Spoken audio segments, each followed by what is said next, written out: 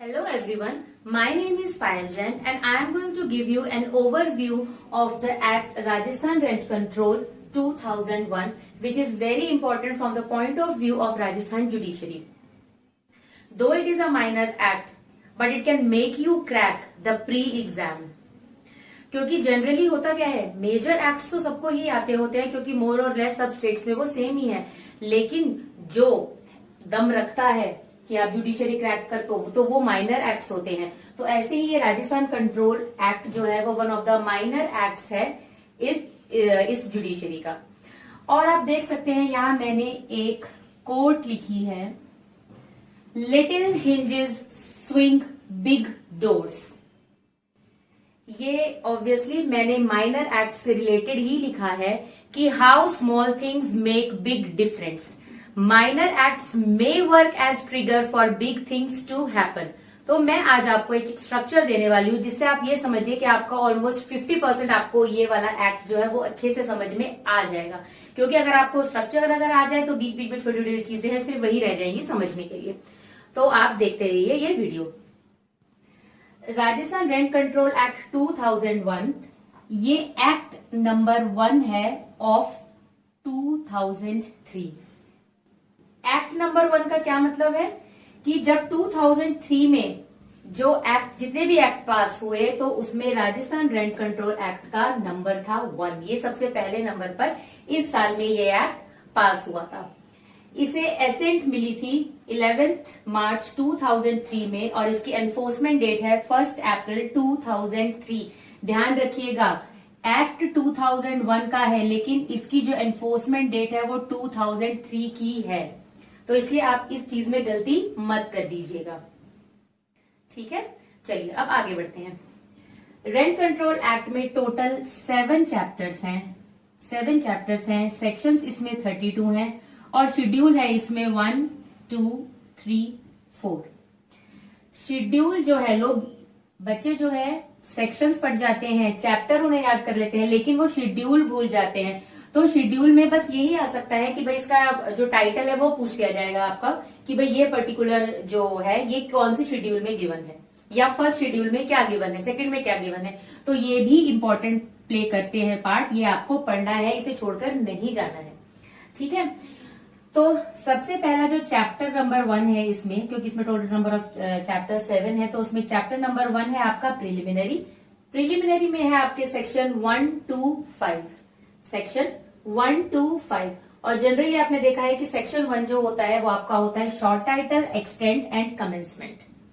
तो short title इसका बहुत आसान है, शॉर्ट टाइटल यही है राजस्थान रेंट कंट्रोल एक्ट 2001। इसका एक्सटेंट कहां पर है? इसका जो एक्सटेंट है वो म्यूनिसिपल एरियाज में है। कहां के म्यूनिसिपल एरियाज? जहां पे ये डिस्ट्रिक्ट हेडक्वार्टर्स है स्टेट में। तो at the very first instant municipal areas comprising the district headquarters.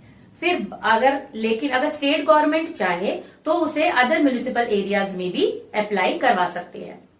ठीक है, वो अपने नोटिफिकेशन ऑफिशियल गैजेट में नोटिफिकेशन देकर ऐसा कर सकते हैं। तो इसमें स्टेट गवर्नमेंट जो है वो एक रोल प्ले करती है।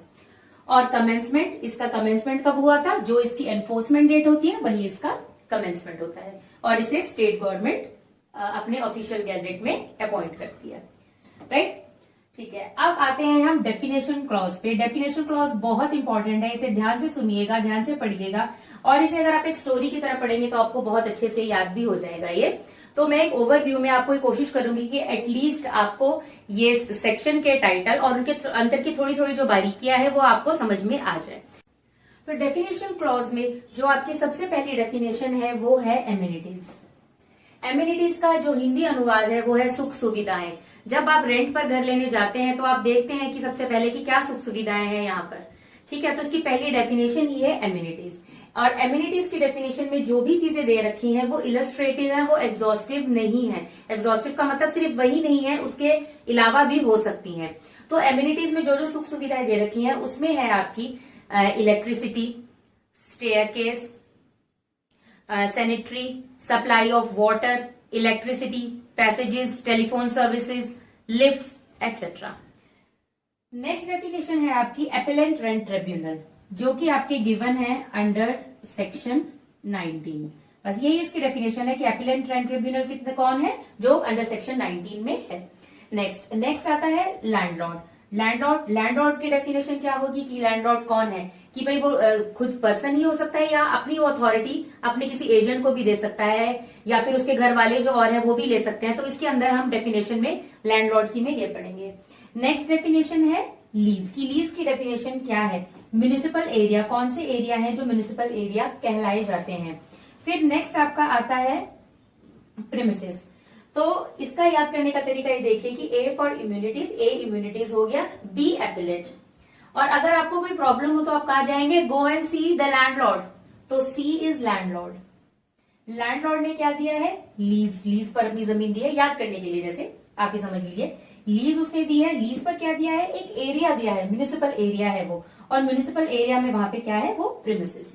प्रीमिसेस क्या होती हैं अब ये, अब प्रीमिसेस भी पता चलेगा कि भाई क्या एग्रीकल्चर जो लैंड है क्या वो प्रीमिसेस में आएगी, और कौन कौन से हैं, क्या garden, godowns, garages, out houses, ये सब भी है प्रीमिसेस में या नहीं, ये हम इसमें पढ़ेंगे कि क्या ये इस चीज इंक्लूड करती है और क्या ये नहीं करती। प्री के पर्पज से जब आप बेयर एक्ट पढ़ेंगे तो आप ये चीज जरूर ध्यान रखिएगा कि कहां पे लिखा है इट इंक्लूड्स या इट डज नॉट इंक्लूड, क्योंकि यहीं से ही प्री के क्वेश्चंस बनते हैं। और बेयर एक्ट रीडिंग को आप यूं ही पासेबली नहीं पढ़िएगा, इसको पूरा बहुत अच्छे से पढ़िएगा, क्योंकि प्री आपको ऐसे ही क्लियर करना है इसकी बारीकियों पर। एक एक सेक्शन पे आप ध्यान दीजिए कि इसके पॉसिबल क्या क्या बन सकते हैं, इसके पॉसिबल एमसीक्यूज क्या बन सकते हैं, बस यही तो हमें ध्यान देना है और आपको फिर प्री आप बहुत अच्छे से क्रैक कर सकते हैं। नेक्स्ट डेफिनेशन, यहाँ पे देखिए मैंने जगह छोड़ रखी है। ये मैंने जगह क्यों छोड़ी हुई है, क्योंकि यहाँ पे 2017 में एक अमेंडमेंट हुई थी और उससे एक डेफिनेशन और ऐड की गई, FA। और FA जो है वो है रेंट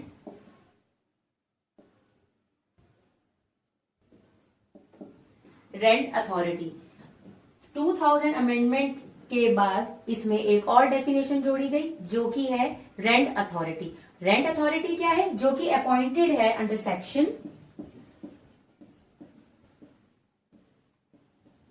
22A। क्लियर। उसके बाद है डेफिनेशन रेंट ट्राइब्यूनल की। रेंट ट्राइब्यूनल क्या है, और उसके बाद है सीनियर सिटीजन की डेफिनेशन। अगर आपको नहीं भी पता, अगर आप नहीं भी पढ़ोगे तो आपको पता है कि भाई 65 एंड अबव जो होते हैं वो सीनियर सिटीजन होते हैं। तो अब इसको याद करने का तरीका देखिए कि सीनियर सिटीजन जो है वो एक तरीके से हम उनको हायर स्टेटस देते हैं, तो H, सीनियर सिटीजन H। और उसके बाद आई टेनेंट, मैं एक टेनेंट हूं तो आई टेनेंट। और ट्रिब्यूनल में जज होते हैं तो J फॉर जज, तो ट्रिब्यूनल J।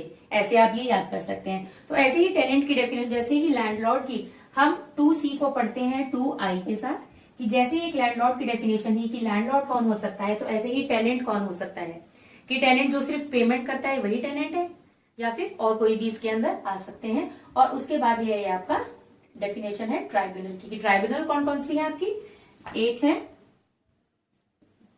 रेंट ट्राइब्यूनल और एपिलेट। तो आई होप आपको ये फर्स्ट और सेकंड सेक्शन समझ में आ गया होगा। अब हम इस चैप्टर 1 के 3 to 5 सेक्शंस जो हैं अब हम वो पढ़ते हैं।